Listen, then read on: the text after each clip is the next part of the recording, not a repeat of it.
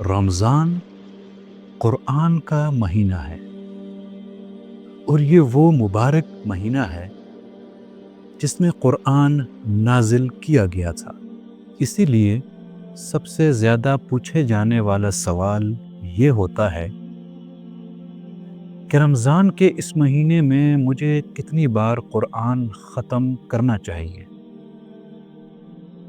روزانہ کتنی بار پڑھنا چاہیے۔ یہاں میں کہتا ہوں کہ تعداد کے چکر میں مت پڑو اور دن گننے میں وقت ضائع نہ کرو، بس قرآن کھولو اور تلاوت میں دل لگا دو۔ مقصد یہ نہ ہو کہ قرآن ختم ہو جائے، بلکہ یہ ہو کہ قرآن تمہارے سینوں میں دلوں میں رچ بس جائے۔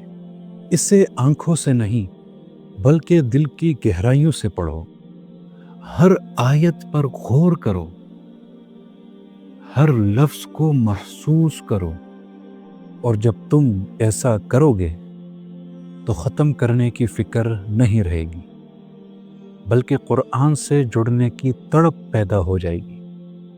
یہ یاد رکھو، قرآن کوئی ایسی کتاب نہیں جسے محض نپٹانے کے لیے پڑھا جائے، بلکہ یہ تو زندگی کی راہ دکھانے والا چراغ ہے۔